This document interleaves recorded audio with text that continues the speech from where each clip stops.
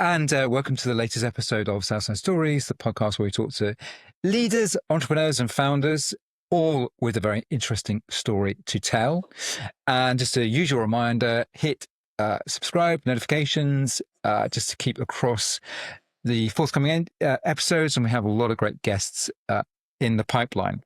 Now, this afternoon, I'm very delighted to welcome Andrew from Recyber. Hello, Andrew. Hello, Matt. Pleased to be here. Great. Thank you. Great to see you. And now we are going to really delve into the world of cybersecurity.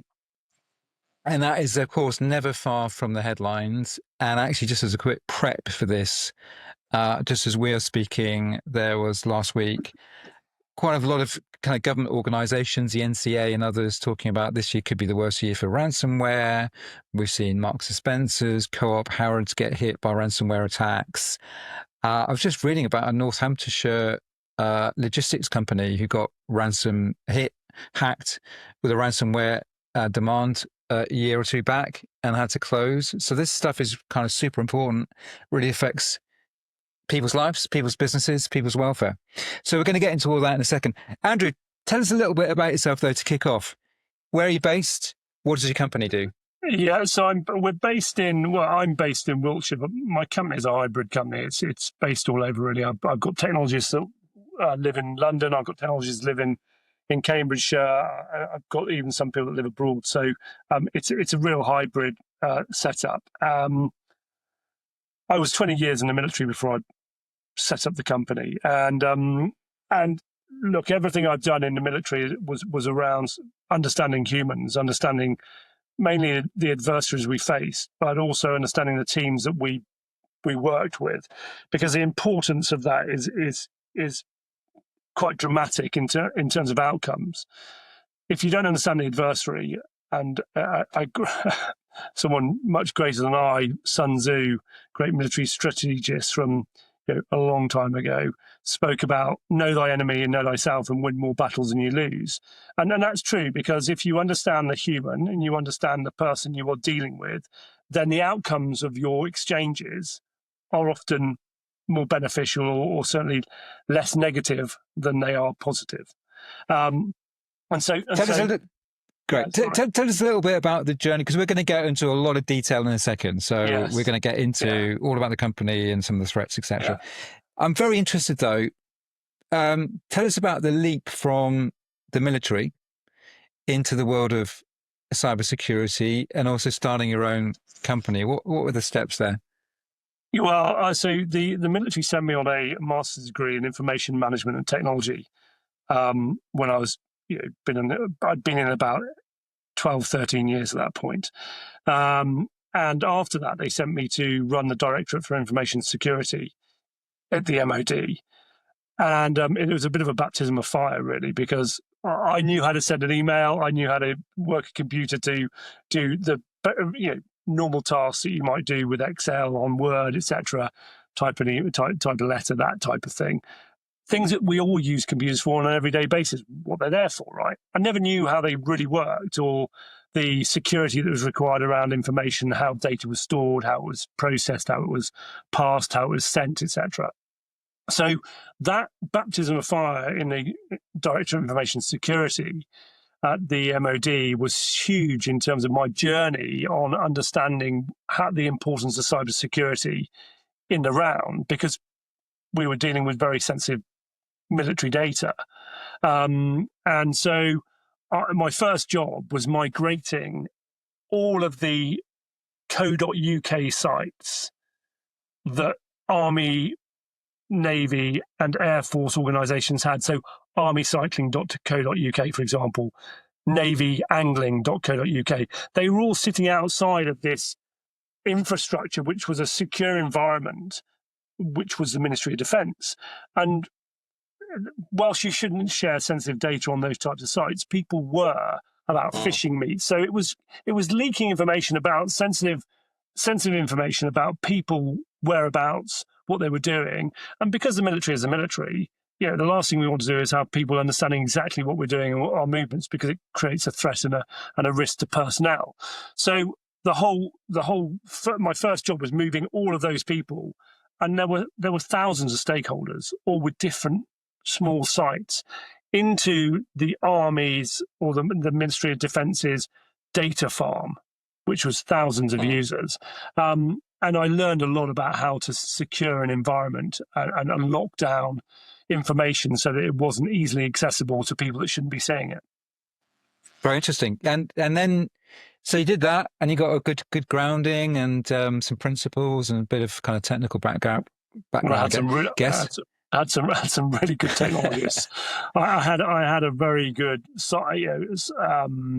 wingman, if you like, who knew all about the technology side of it. I knew about the business side of it just because I had to learn about that aspect. But he knew the nuts and bolts of the internet and what needed to be done. And I just guided them in the right way so that we could apply the right policies and procedures on how the data was being stored, how it was processed, etc. Great. So really, really, obviously rock solid sort of background there. How and the leap from there, or not, or the steps rather, to starting your own cyber security company? What happened there? Well, yeah, it was a strange one because I learned how to speak Arabic whilst I was in the army, and I came back and bumped into a gentleman that was trying to set up business in the Middle East, and I said, okay, it was a cybersecurity business, and I said, oh, well, I know a little bit about cybersecurity and a little bit of Arabic. Maybe I can come and help, and so I started that journey by going to Qatar and setting up business there with this chap. And that got me into the whole process of a cybersecurity world then. I had no real desire to do that when I left the army. I was a consultant in Bermuda for 2 years where I was advising the Minister for National Security and the governor on security and defence. Okay, the two things are very closely knit, and I didn't really want to go into physical security. That was a saturated space. And when this opportunity came up about cybersecurity, it was a growth area. I thought, if you're going to go into business, if you're going to start business, you should do it in an area which is going to see that type of growth. And and so it was a leap. You're right. It was a leap into the unknown. And I gave someone an analogy the other day that running your own business or being an entrepreneur is a little bit like juggling jelly at a million miles an hour. It is. I can totally sympathize with that. In fact, working with a lot of businesses, especially in the sort of early days of setting up and running and getting things running and going, it is a lot like that. It's quite chaotic in the first couple of years. How long have you been going now? So I've been out of the military for just under 10 years, and Recyber has been going for just over 2 years. So did a bit of dabbling in different areas of cybersecurity, but this business I'm with now has been about since the beginning of 2024. Okay, to 2024. Okay, great. All right, let's get into a bit of context for this and the sort of area in which you're operating in. What are the sort of main threats you see? I mean, we hear about ransomware, we hear about spoofing, phishing, we hear about physical kind of threats to getting into kind of premises. What are the major threats and risks to security that you see in your space? Well, you mentioned a few there. I mean, ransomware it's a really simple vector for attack. Ransomware because it's parasitic in nature and delivery, so it doesn't require any real sophisticated means to deliver it. It's not about someone breaking into an office and plugging something into a computer. They don't need to break in these days because why? There's trusting individuals that will allow them to do that. It's effective because it goes unnoticed for so long. So I'm interested when the NCA say this is going to be the biggest year of ransomware. There are probably thousands of companies out there that have got some form of ransomware or some sort of attack happening on their systems, and they don't know it because because of the nature of the beast is that these attacks happen, and they could just sit there waiting for the moment to pounce and ambush their victims. So, and people, I mean, remember that Y2K? Do you remember Y2K when we all worried about the move over of the I was zero? actually at Microsoft I was out with Microsoft, I know. and it was about 3 years of preparing for it. I remember it very well. Yeah. And you say we prepare for these attacks thinking, oh, we've got to prepare against ransomware. But a lot of the time, these things might already be in your system. You just don't know it.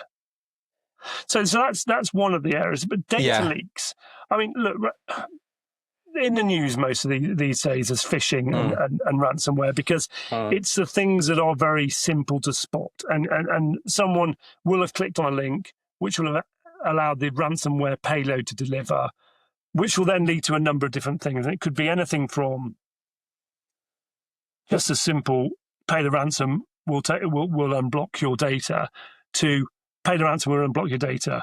Oh, actually, we did unblock your data, you've got it back. And then you enter into the double extortion arena, which is, oh, by the way, the data which we gave you back, we also hide that off as well. And it's sitting on the dark web waiting to be sold. So if you don't want it sold on the dark web, and this is probably what happened to Marks and Spencer's, and I know we're going to talk about it later, but it was a case of double extortion. Ransom, pay the ransom, otherwise we won't give you your data back. And once you've got your data back, you need to now pay us again to not exploit that data in different marketplaces within the onion ring, as they call it, the Tor network, which is where the dark web sits. And we might be just explain that one. Now I'm interested. The Tor network. I think I've heard of this. Is this what is it? This is the secret. This is Narnia of the web world. It's where people go to buy arms and do all sorts of nefarious activity, which is not accessible to your average human, because there's it's almost like a right. You have to pass some sort of initiation to get into it, and there's personas that sit within it that are generally nefarious individuals that are acting as brokers between different clients, selling different things, services. I mean, the things that go on in that place they go from ridiculous sublime to disgusting, and so it's not a place that anybody wants to go to. It's called the onion ring, the Tor, TOR. Interesting. Okay, but just going back to ransomware, I guess maybe a lot of people's minds is the image of a group of perhaps young people, perhaps with a gaming background, very adept at software technology, that are finding clever ways to break code, etc., and penetrate an organization. But it seems to be that quite a lot of it is actually coming from weaknesses in human behavior, calling help desks, fooling people into giving a password. Is that correct? Look, or is it a bit of everything? Well, I mean, what if a criminal isn't going to make it difficult for themselves, so they're not going to break into your home whilst you're there. They're going to wait till you leave. It's unlikely that a criminal will try and take the path of most resistance, which is generally a technical approach to attacking a system, because there's all sorts of things. You have to be very lucky. You have to exploit an organization that hasn't patched its system, for example. And they are out there, but the payload, the bang for the buck might be limited. So if you have an organization which you want to attack, but they're pretty good on their technical security side of things, then what do? You've got to go after the most exploitable vulnerability, which is generally people these days, because they don't know enough about cybersecurity. And whether it's a data leak, whether it's tailgating, whether it's eavesdropping, and what I mean by that, I mean, data leaks, there was one just recently with the MOD and the Afghans. Yeah. How did that happen? I mean, there's procedures and policies in place to stop that type of thing happening, yet it happened. Because humans are vulnerable. They are not infallible. And the cyber adversary knows that. So the cyber adversary goes after that because they know that they're going to probably get a better bang for their buck there than they are banging their head against a brick wall trying to break into the house that's got people already inside it. And so that's an element around the human aspect and why it's so important to cybersecurity. Yes, and that's going to be a good segue in a second to what you do in your role. Just to touch on Marks and Spencers as we mentioned it. What do you?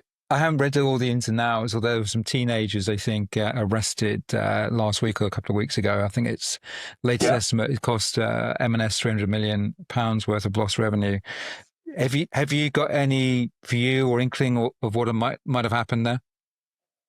I think this is a classic impersonation where someone said, "I am so and so, the chief executive," and they attacked a third party service provider, which was TCS, was providing some form of customer service process for them, and they exploited. So they got in there and they spoke to somebody and said, "I am the CEO. Do this, otherwise you're going to lose your job." I don't know the exact conversation, but cyber adversaries will prey on those on individuals who fear for their jobs, for their security. You know, look at the Maslow's hierarchy of needs. Anything that threatens that is open to coercion. And see, if you have information that you can divulge that will lead to a breach, then you are effectively a target of a cyber adversary. How much of a target you are, so how big is your surface area, depends on the type of activities, the traits, your behaviours that you engage in on a daily basis. So the M&S breach, I don't know how sophisticated the reconnaissance was of that particular breach. Did they go after someone they knew they could get at very easily, or did they just go on a sort of, a scattergun approach and just hope for the best? I don't know the actual intricacies of that, but they may have spent time looking at a particular individual.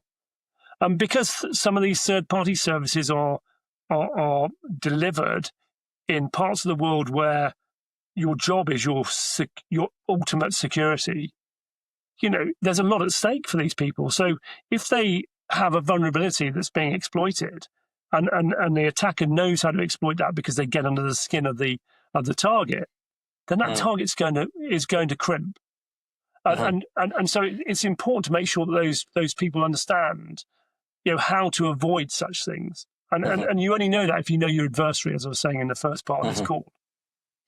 I guess the other thing there is sort of because I guess in most instances, this is a bit of conjecture, of course, but let's leave Marks and Spencers for a minute, just talk about a hypothetical company. But if somebody gets access to, typically it'd be an email password, wouldn't it? But I guess once you've got access to an email password, you're able to go in and see that person's file, see what they've got, see what other information they've got, see if they've stored other passwords to other systems, and go from there. Well, look, I once upon a time looked at my children going to a school down here in Somerset, and they didn't go to it. And I got an email about a year and a half later saying, if you pay all this was just about around the time of the VAT issue. So they're also sophisticated cyber criminals, because they know the trigger points for people. So they said, VAT is coming in. Before it comes in, here's your chance to pay for your children's school fees for the next year for a 20% discount. Who isn't going to take that bet? If they can afford to do it, they are taking that bet, and people did. And I knew it was a scam because I just knew it was a scam. And I would have checked if I'd have been at that school. If my children had been at that school, I would have phoned up the admissions and said, "Is this real?" And actually, I did phone up and say, "I think you've been hacked." And that was because one of the individuals at that school, who was in the admissions department and the finance, had used their credentials to log into a professional site, and they used the same credentials as their work address.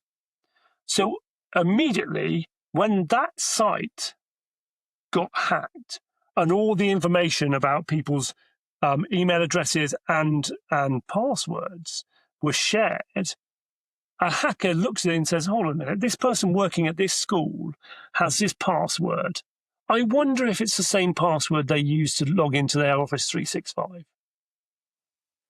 As soon as they did that, they could log into Office 365 because it's an open forum, an open portal, and if multi-factor authentication wasn't in place, which I don't believe it was for that particular school, they got in, they hijacked the individual's inbox.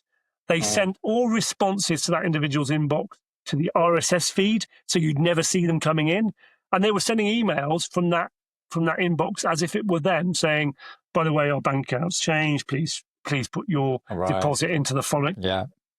Now they've only got to get that right a few times. And these days they can open a bank. You can open a bank account with any of those challenger banks these days, and before you know it, all that money's gone, and it's gone, and the person has disappeared.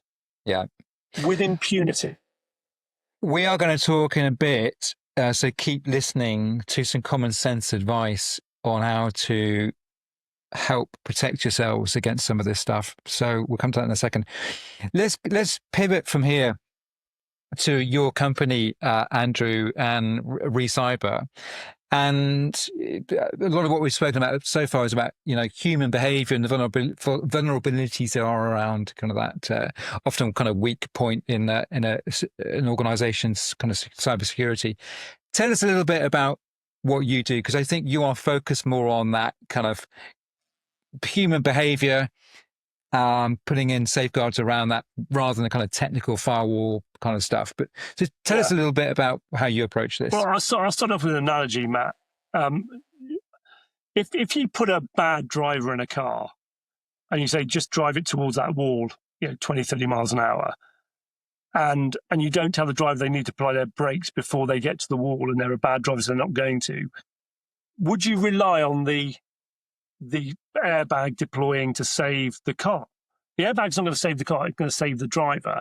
But the driver is really the person in control of it, and it could have avoided the accident by knowing what to do. We believe that people aren't doing the right things because they don't know that they're doing the wrong things. So our company is all about allowing people to understand the behaviors they engage in have an effect on the organizational security. And I know that's a bit of a leap because they say, well, how does what I do at home have any effect on what I'm doing at work? Well, some examples. You might be the type of person that posts on social media about how much you love your job and the people you work with and what they're up to on a daily basis. You might not be. You might be the type of person that sits in the pub and has a really loud conversation with your mate about the IP that your company is producing, completely oblivious to the people that are listening around you, eavesdropping.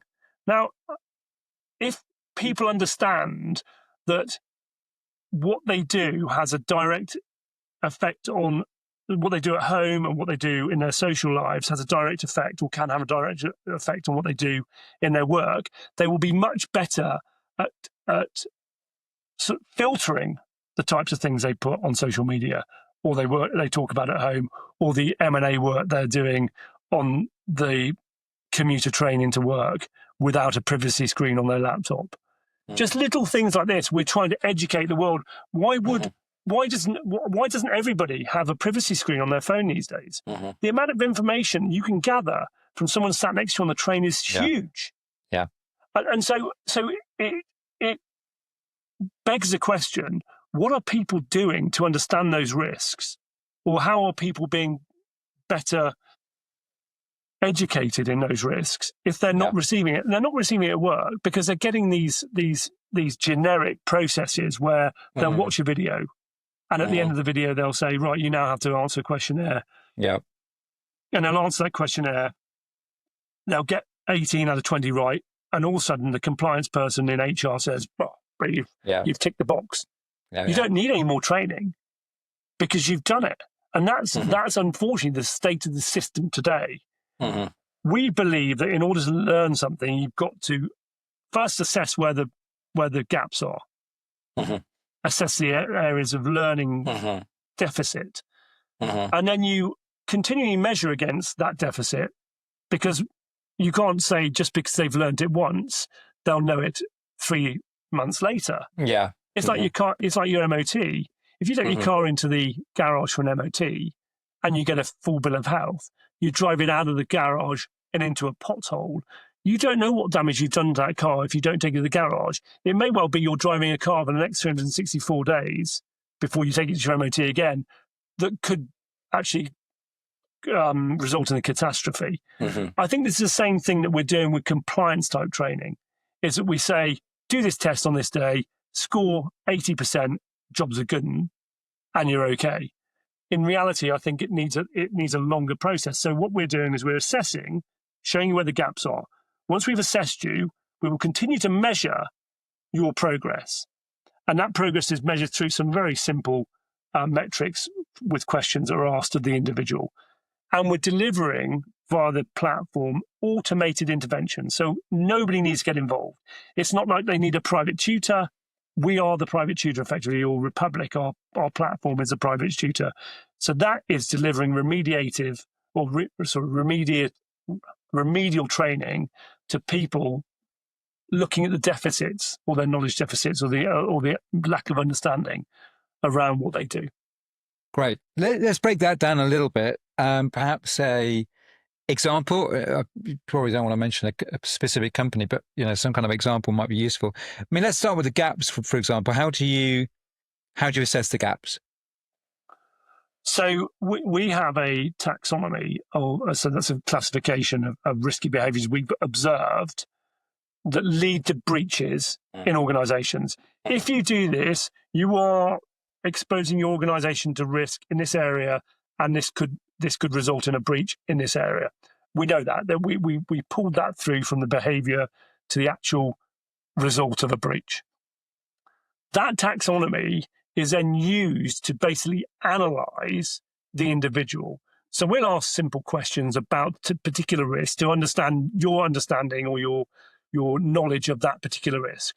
If you score positively because you understand the risk, we're not going to bother you with looking at that risk by sending you a micro intervention.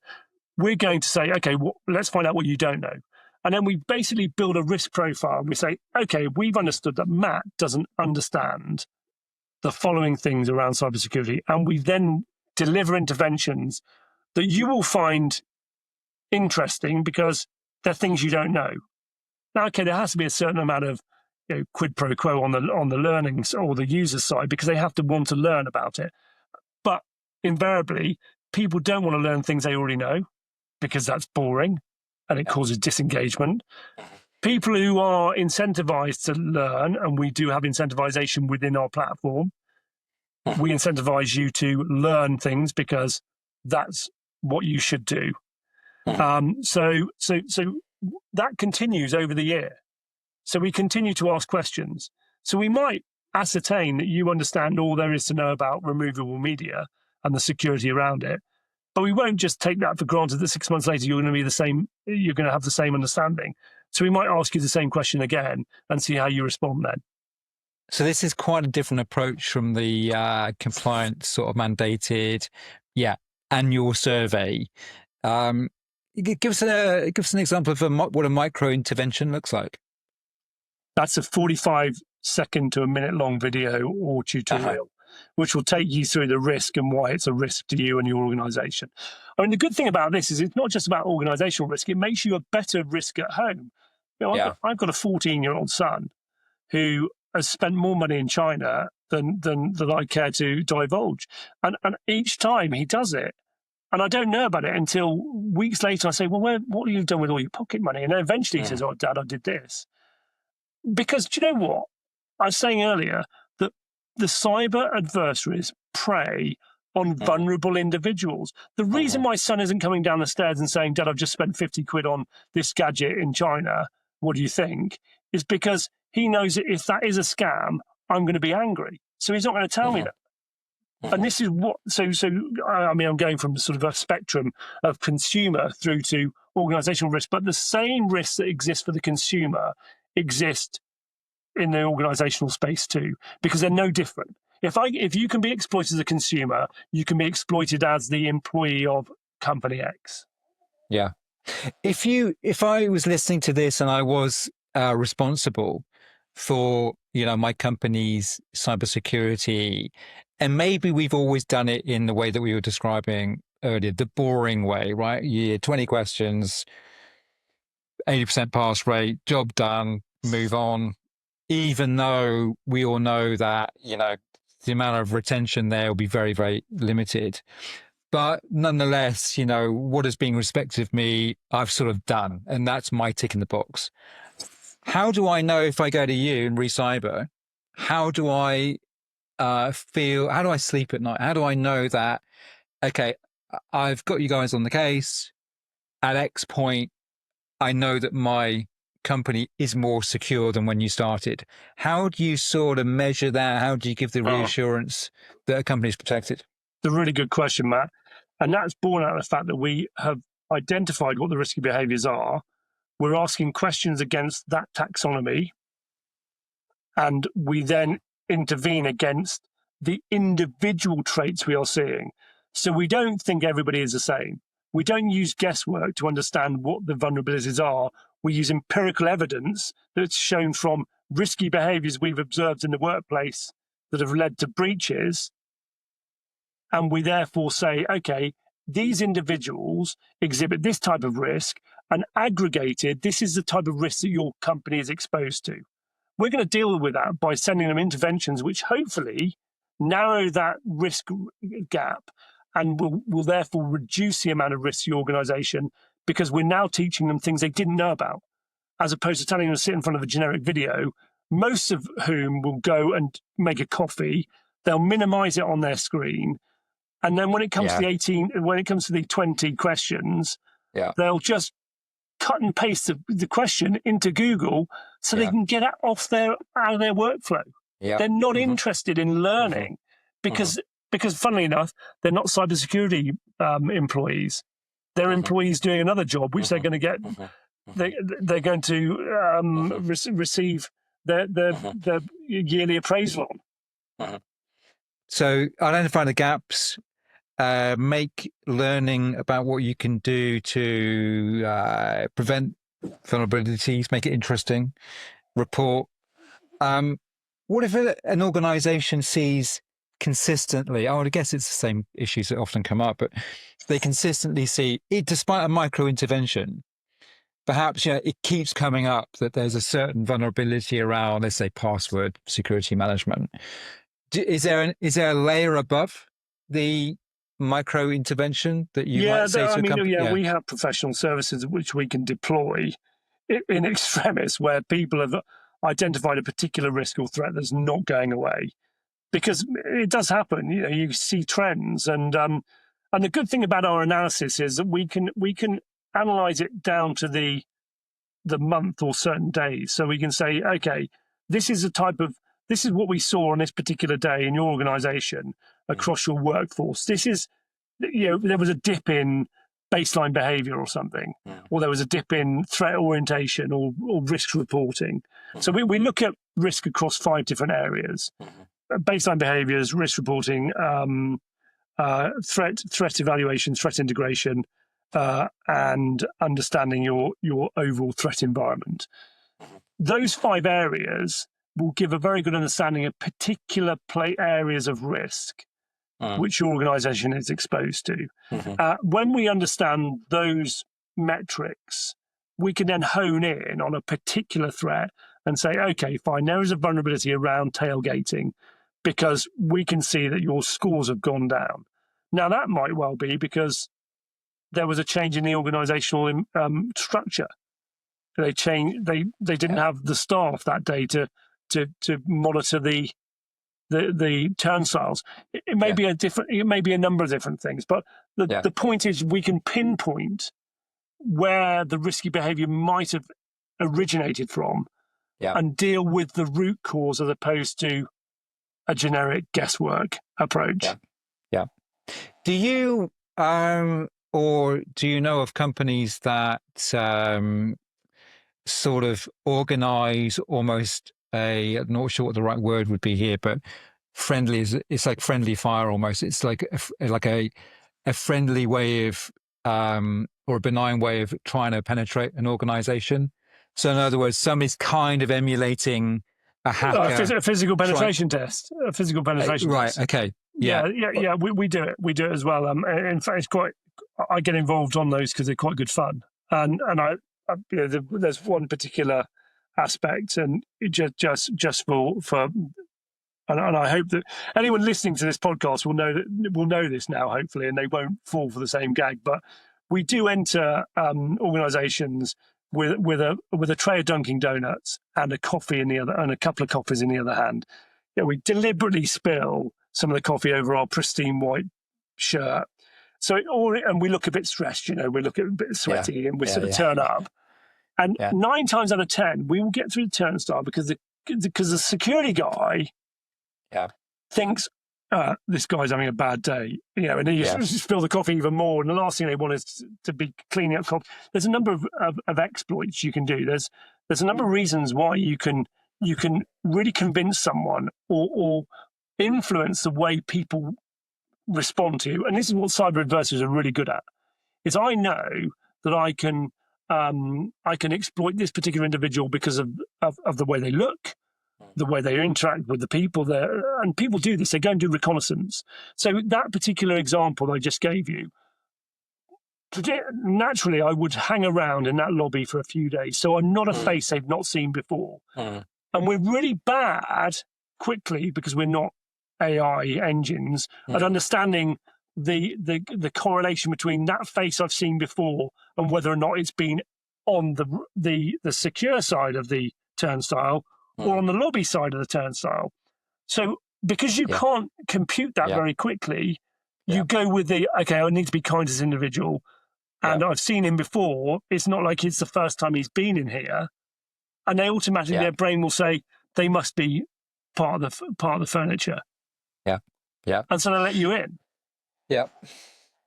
What would you say to people listening to this would be the first 2 or 3 things that you would consider, or pieces of advice you would give? I know the list is probably would be quite long, but maybe three bits of practical advice that somebody could start thinking about now, listening to this.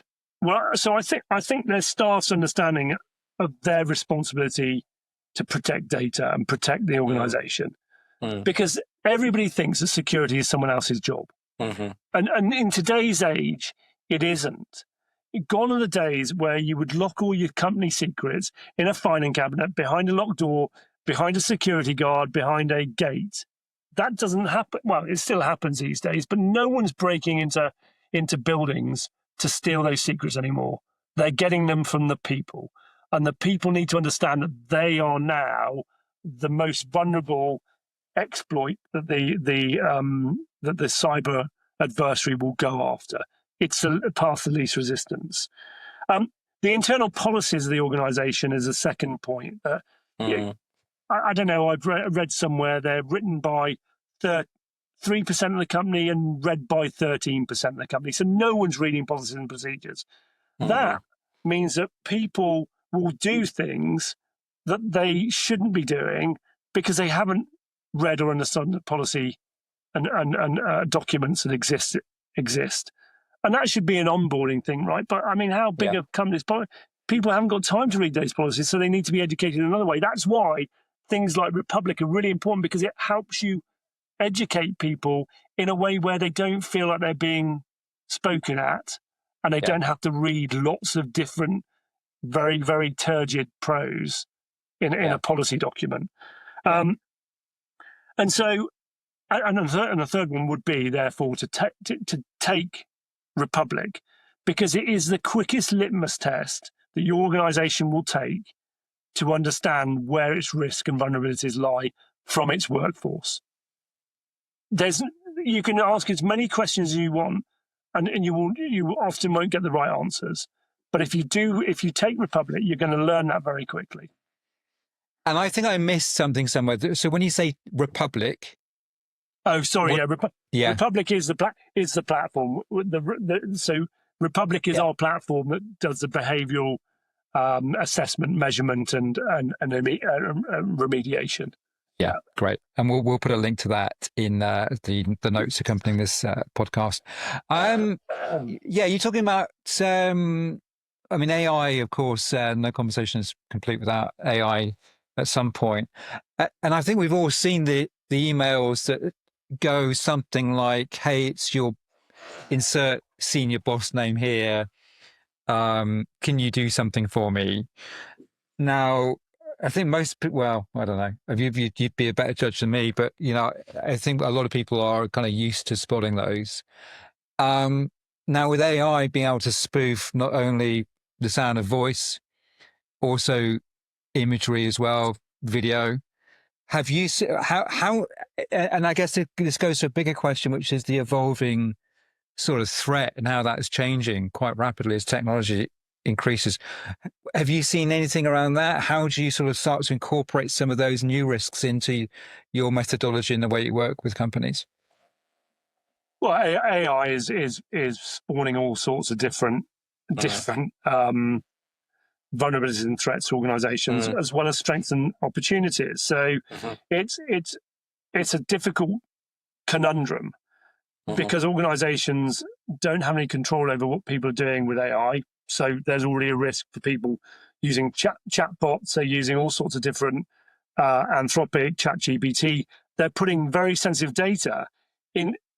Yeah. I mean, would you open your windows and invite the entire town to give you advice on something that you would then divulge about your company? You wouldn't do that. So why would you put it onto ChatGPT and expect that information to go nowhere else? Yeah. But people are doing that. It's again the trust, the sort of the vulnerability of individuals is such that they don't really understand because it's complex. The internet, the web, the sort of the whole cyber structure is complex, and people don't fully understand it. And they all think, well, everybody is. I trust you, Matt, because we should trust humans. You've done nothing to make me believe that I shouldn't trust you. So the default setting is I trust you until I don't, because you do something that makes me distrust you. So everything we do, and AI is facilitating this even more now, is that we're trusting AI engines to do things that we would expect humans, and humans have a different setup, because we're sentient beings. Now, I know with generative AI, that's getting more closer to those sentient beings than people themselves. But we generally have this understanding. Now, I think that there's strength with that because there's a lot of facilitation with AI, but the weakness is around false positive hallucinations, asking questions which might return information that isn't the right information. You might rely on that. And organizations are falling foul of that too. And that's not necessarily a cyber problem. It's not a breach problem. But it is an area where companies have come to us and said, how are you dealing with this? What I'd say to that is we are creating more secure behaviors within organizations by individually targeting risky behaviors for individuals. If collectively that results in a herd immunity within your organization, where I say, Matt, why are you doing that? You shouldn't be doing it. And here's why. Because you don't understand it. If we can create that is then creating a culture of security. These people that come in and say, I'm going to change the security culture, you can't do that. You have to do it fundamentally by looking at the individual, allowing them to understand what behaviors are good and what behaviors are bad, and then inculcating that in the organization so that everybody feels the same way about security. Yeah. Very good point. What kind of companies do you work with? So, we have many different types of businesses, big and small. Is there a particular size of business you work with everybody, or what does that look like? No, there's no particular size. I mean, we have some really. We realise that some organisations are out there and they are flying by the seat of their pants. And what I mean by that is they don't have enough money to operate. They're scrabbling around to get revenues so they can continue to survive. And the last thing on their mind is someone talking to them about the behavioural risk. So we brought out a small business edition, which is a really, really good price point. And we give it for 6 weeks for free, so you can try it. And if you don't like it, no commitment. And then if you want it after that, it's a really small price per month. And if you want to get out of it at the end of any month, we're not tying people into that, because it's really important for them to believe and feel they're getting benefit from the system. So that's a small business, and we can do that from Great. anything from 1 to 100 users. Great. I mean, Yeah. but we're working with companies at 40, 100,000 users. So this is a very scalable beast. And as you get into those larger entities, of course, the behavioral risk is bigger, because there's just so many people working in an organization. But ultimately, if we aggregate that risk into a risk profile which says, right, this is where you have got some serious concerns, we can hone in on that risk, and we can help you drive a campaign specifically around that risk, which will educate the people. And we know it's a problem, so it's not as though it's going to fall on deaf ears, because we've seen that there's a problem. So whether you're a small organization or a large organization, it doesn't matter to Republic, because Republic will deal with you as an individual. Yeah. Great. Okay, that sounds good. I love the idea of the big and small business edition. That sounds super useful. Again, check out the link in the podcast notes along with this if you want to find out more. Let's switch in the last 5 minutes, Andrew, to your ambition for your business. Where do you want to take it in the next couple of years? So, I mean, we've spent the first 12, 14 months of existence building this. So it was actually what the market wanted. Whether the market knows it needs it at the moment is another thing, because I think that when you've been so used to getting something for so long, you don't want to change that, because you think you're getting something out of it. It's only when someone says, hold on a minute, what is the return on investment? How am I seeing that there's something different? So we truly believe we're delivering something different. We're not delivering something different. We're delivering what it should have been, but we're doing it differently. So whereas people before weren't really measuring risk, and they weren't really intervening with the true risk, they were looking at this amorphous, this is what cybersecurity risk is, everybody's got the same problem. It's a little bit like me walking onto a floor plane and saying, right, everyone's got a cough in here, you've all got the same problem, here's a pill that's going to deal with it. Or, well, someone might have pneumonia, someone might have the flu, someone might have a cold. The antibiotic is going to deal with everybody. Giving a single approach to businesses to say, this is how you deal with it, and like you do with a generic video, isn't the way to deal with things. And so because we're doing things differently, people are looking at us, and we haven't got brand awareness, they're looking at us and going, well, who are you? Who are you working with? I've heard of these big companies that do phishing tests, and I've heard of these other companies that do, human risk management. Who are you, and who do you work with? So the next 6 months really is building brand awareness. And I'm in that sort of horrible space of, do I spend my money on building brand awareness, or do I spend it on salespeople trying to sell something nobody knows about? So it's I'm in a juxtaposition. I know that I'm going to get market traction, because once I get that market traction, and we've got a few big clients already, but it's still not enough to get people to be convinced that they take, no one got fired for using IBM, right? But there's a load of other really good systems out there they could be using. But people do know that if they use something that's already known, they won't get criticized for it. So I've got to build that bit up. So things like this podcast are doing that, because I think people need to understand there is a different approach to risk management from a cybersecurity point of view. And it's not just about a firewall and antivirus. It's about really creating a firewall around your organization, which is facilitated by your humans and the behaviors they get involved in. How do you? Yes, no, I totally hear you on that. The challenge of building a company, wanting to build the brand, but also wanting the dollars to go where you're going to see the ROI and sales, and that's always a very interesting challenge. How many people do you have working for you? How are you funded? So we're a very small company in terms of people. We've got 8 full-time staff and a few contractors that work for us, but we don't need to be. We don't need to be huge. We're a scalable company because it's software, and software doesn't require hundreds of people to work in it to make it work. So we're funded by some very very generous friends and family to get us to where we are now. So the aim right now is to get that traction, to get the market penetration we need. I look at things like KnowBe4. KnowBe4 they got a huge amount of funding. 8 million it was, I think, in their first year, and they got 9,000 customers that year. I don't have that type of money behind us, but I do have a strong team working with me, and everybody. I believe in teamwork. Throughout my military career, things got done because the job was a teamwork job, and everybody pulled their weight. We don't have time for people. Oh, that's not my job. I can't do that. Yeah. In this organisation, you have to be able to wear many hats, and I have a lot of really capable individuals working alongside me to give me the advice I need in areas where I'm not fully up to speed on things. Great, and that trajectory, is that something you could see? Would some kind of external funding event, like a Series A or a seed fund, or is that how you see it going, or do you think it's going to be more bootstrapping and generative cash flow and using that to fuel growth? I hope not bootstrapping.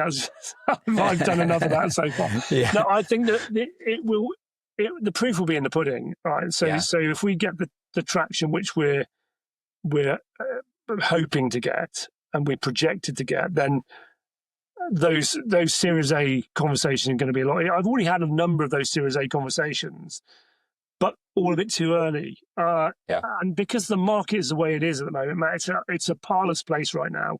If you're trying to get capital, unless you've got a unicorn already, it's unlikely you're going to get anything. I mean, you've got companies that are out there that have gone to IPO where their market cap has come down 15-20% since IPO because it's just really volatile. And I think that because of that, a lot of these venture capitalists that are insisting on investing, spreading their money across a lot of investments in the vain hope that one or two of them will be unicorns or will return on their total investment portfolio, which will then de-risk all the others that they've gone in on. If you're coming at the end of a round and you haven't got a tried and tested product that's already got good market penetration, you're not getting any money from that VC. I've learned that. So if you're in a lucky place where you can convince an early stage funding round VC that you're one of the ones they should back, and they can run that round out, then you probably got more chance. Sadly, I never got that conversation. I was always at the back end of funding windows, and when it came to the conversations, they said, "We really like the tech. We really see it being something that would sit well in our portfolio, but we just can't take the risk at the moment." So you come back when you've got 2 million ARR. Right. so that's where we're trying to get to. And by that point, we probably won't need to be invested in because I think that at that point we'd have enough traction. So it's it's a rock and a hard place. I've got some other real gritty visionary ventures I want to get involved with, which is fueled by this taxonomical approach. I think there are some areas around, I don't want to go into now because they're quite secret, but I'm working with some organisations that are looking to take us into different areas because I've had a vision that I think that this could be pretty powerful in terms of the mechanism we're using. Great. Good stuff. All right. The last question. And there's a question that if you've listened to this podcast before, you know what's coming. Leadership. We talked a little bit about that just now and how you're leading the team and everybody's pushing towards the same vision. But tell us a little bit about perhaps a leader that's had a great impact on you in your professional journey. Doesn't everyone want to say the Dalai Lama because of the Zen approach to life? To be honest, I've heard so many different interesting answers to this. Last week I had one guy who's very into his historical reading. He had Henry V, he had Barack Obama, and he had Abraham Lincoln. Elon Musk occasionally still pops up. And a lot, not surprising, but a lot of people actually refer back to that first inspirational boss or leader they had. It was very kind of influential part of their career.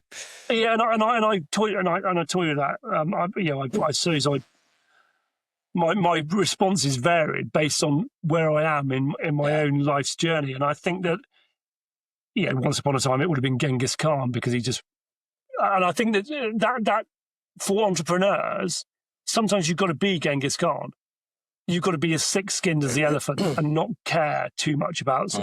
But that's not where I am today. Today, my inspirational leader, and a lot of people find it controversial, is Steve Jobs, and because I watched some of his clips, and I loved the way he was able to articulate very clearly and concisely where he wanted to go. And I look at the turnaround post '97 of Apple. Yeah. And we say, we look at it, Apple had something like 70 or 80 products. It was ridiculous. And Jobs came in and said, this is we are sprawling with product. And why do we want 70 or 80 products? Because that requires 70 or 80 product lines. It requires 70 our salespeople to understand 70 product. Why did we do that? Why don't we distill it down? Do you know how many he distilled it down to? A handful, I guess. 4. He took what was called the 4-quadrant matrix, and it was consumer, Pro X, desktop, and laptops, and that's it. He said that's what we're doing. Yes, great example. He was a genius at simplification. And I tell you, when you're wading through swathes of ideas, and my day is fraught with jumping from one thing to the next. Simplification is where I really want to be.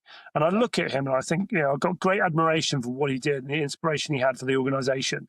And you sit in front of audiences. And I remember when he released the iPhone, which had BlackBerry throwing their teddy out of a pram. Yeah. We can type on a screen. I mean, it's just the way he explained it. And it was really what everybody was wanting, but no one had that vision. I mean, it was simple when you look back at it and think, why did no one think of that? Why would we do it on a keyboard on a screen? Why did some of those PDAs have an actual keyboard that came with it?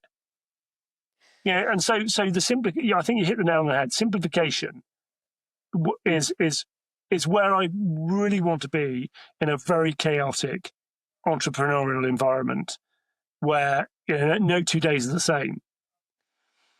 Yeah, I was thinking actually back to that era, because that was an amazing era. That they just kept pulling these incredible products that, the iPad would be one. The way they explained, not only did they make the products, the interface, the business lines vastly simplified, the communication style as well. And if in my head, I've got the image of him doing a keynote and he brings on stage the manila envelope. And from the manila envelope, he brings out the Mac Air. And it was just like an incredible visual, brilliant way of like how thin this thing is. Yeah. And they were absolute masters at doing that storytelling as well. Well, storytelling, and that's the best part, is that it is all about storytelling. And I remember that, well, I don't remember because it wasn't before my time, but the compact computer, where someone said people will want to take their computers home, and the first compact computer was like huge. It was like, here's the batteries that go with it. You need a couple of satchels for that. But someone once said, why do you need a compact computer? And someone said, because people will work from home. And I said, no, they won't. They won't do that. Yeah. And having that, and I don't know if they thought, if they had a vision of people sat at their kitchen tables, before whilst they were eating their toast, just finish off an email, because that's the reality now. Now, I don't know if it's, it's like the Field of Dreams, isn't it? Have you watched that movie? Build it and they will come. They will come, yeah. And maybe that's what it is. If you build something, people will find a use for it. Yeah. Yes. And I think that's why, that singularity of vision as well. We could talk about C for a long time, but the singularity of vision, it's the old Henry Ford quote, isn't it? If I asked people what they wanted, they would say a quicker horse. rather than inventing a whole new paradigm that people haven't Yeah, thought about before. and Yeah, that takes analysis. And I think that to finish off on Steve, it was the fact that he could see a risk, he analysed the risk, knew what he needed to do. He would then propose the solution to the risk and then implement it.